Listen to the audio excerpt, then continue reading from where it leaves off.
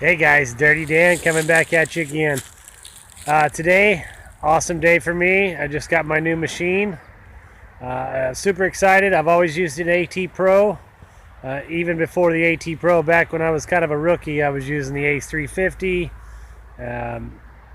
Went through a few White's machines, but this is my first Minelab. I went ahead and bought the Safari. I really wanted to get the E-Track. But you know, the budget's a little higher for an E-Track, and a Safari basically does the same thing. It just doesn't have the bells and whistles. From what I can tell on YouTube, I've been watching videos over and over and over trying to figure out the difference between the two. But I'm super excited about this machine. It does have the I think they call it FBS technology, so it works at 28 different frequencies. This slot in the 30s and 40s was a auto camp, basically where you pulled in with your car and they had these little shacks that you stayed in. But before that, this was a very, very popular hotel back in the 1800s. And I have found a wide range of relics here from the 60s clean back to the 1860s. So I like this spot. It is trashy, and we're going to give the Safari a little test today and see how she does.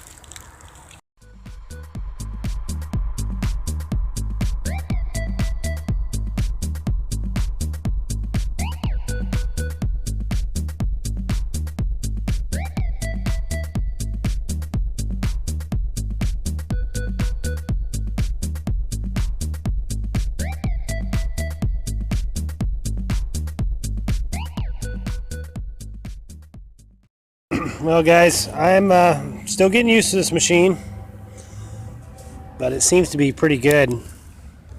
I can't hear iron at all when I have the iron turned off. It's not like the AT Pro where you hear blips of it.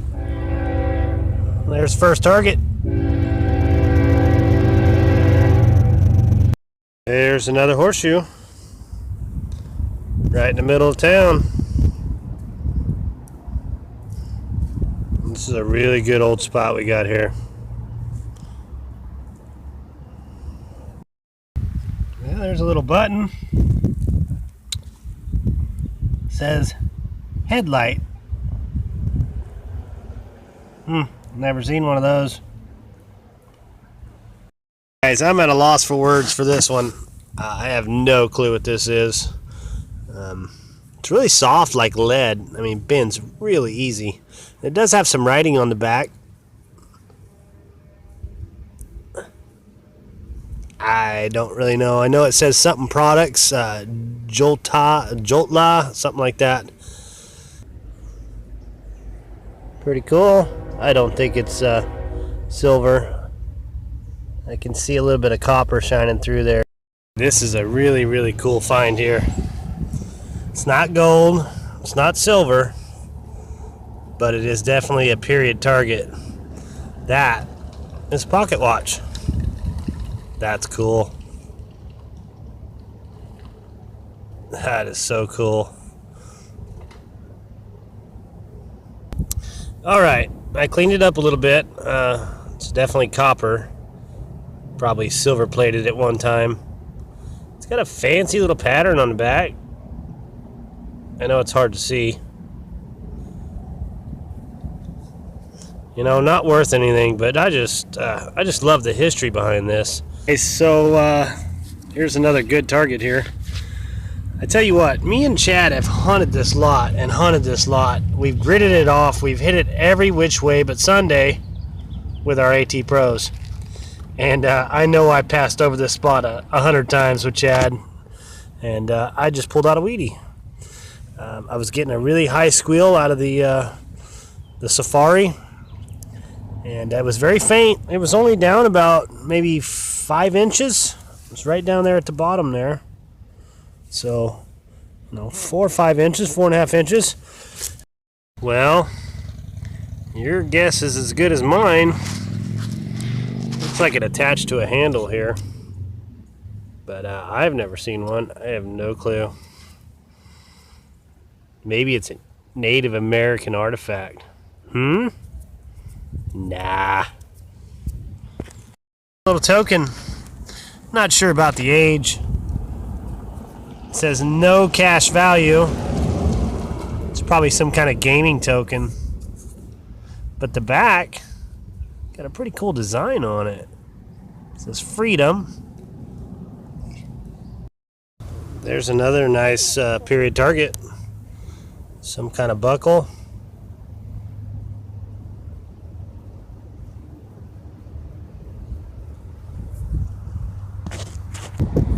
I'm still trying to learn this Minelab Safari. Seems to be a really good machine.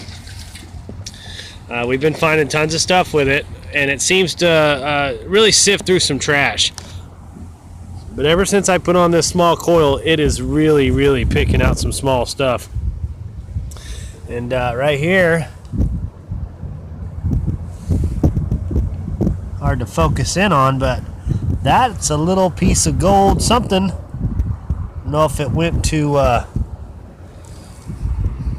yeah, maybe a watch fob, or the lot we're on is a really old lot, 1850s, 60s. The house was tore down, so there is just tons and tons of nails everywhere out here. And this lot is straight across the river there. That's where the old steamboats stop here.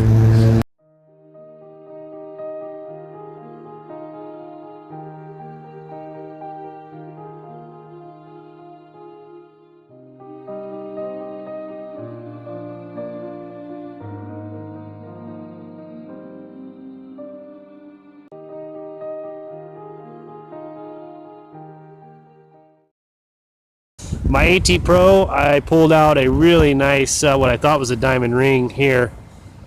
And still not sure if it's a real diamond, but it looks very nice, very old. I cleaned it up a little bit.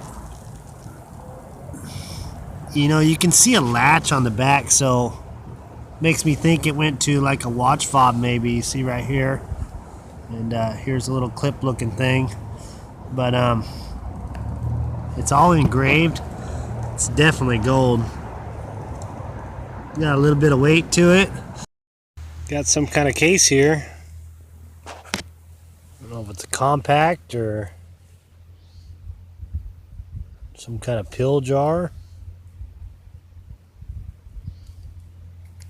Inside are these little bitty caps.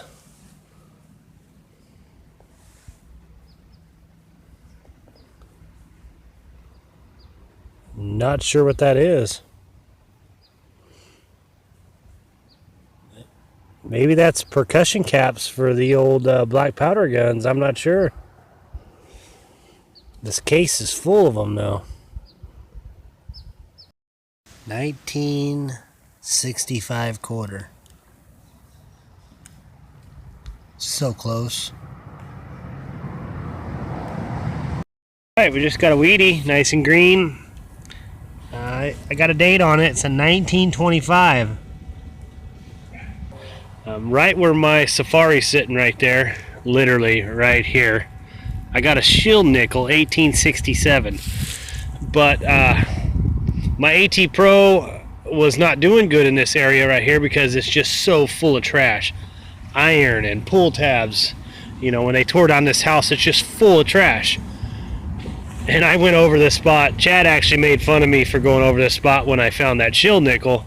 I went over this spot for a good hour, back and forth, every which way I could hit with my AT Pro. Anyways, check it out. I just pulled a weedy, and I know I hit this spot plenty of times. I got my my Sunray Stealth series there, little 6-inch coil. And I just liking this, man. It pulled that little weedy out of there. It sounded great. I'm really starting to like this machine. Guys, we are finally into some silver here. I went to dig the plug, you can see all the way around here, and I went to flop it, and I noticed it was literally sitting right on top. It was right there. And I stuck my pinpointer right there, and I could just see the edge of it poking up. But it's a 1940. Mercury dime. That's awesome.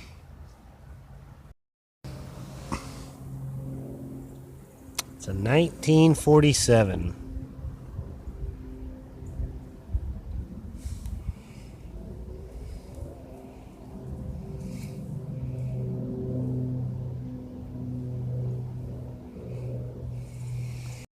right, man, I'm starting to really like this Minelab. It's a little different than my Garrett. My AT Pro is a coin hound, but this is too. This thing really is a coin hound. That's a Rosie, but it looks like a 1947. So hey, I'm liking that. Anytime I get silver, I'm happy. Nice silver Rosie right there with the Minelab Safari. It's just giving up the coins. I already got the Mercury dime right over there on the edge. Just got a Rosie here. And this is the second wheat penny out of this little strip here. It's a 1919D. Really hard to see a date on it. Nice and green, early wheatie. Found that 1919 wheatie, and next hole, 1942 wheatie. And there's another wheatie. Tell ya. I know wheaties aren't much, but I do like finding them. Nothing wrong with finding a nice old penny. Believe it or not, some of these old pennies can get quite expensive, so you never know if you're going to pull out a key date or not. But cool. Having a lot of fun today. All right, we're going to wrap up another day here. It's been a pretty good day so far. Got about 8 wheaties, I think. 2 pieces of silver. Been a pretty good day. Used the Minelab Safari all day, and it is really starting to be a really good machine for me. Starting to learn those sounds and really liking that machine. So we got plans to get on another Victorian house in a couple days, and we'll get you another video coming out. But until we see you again, happy hunting.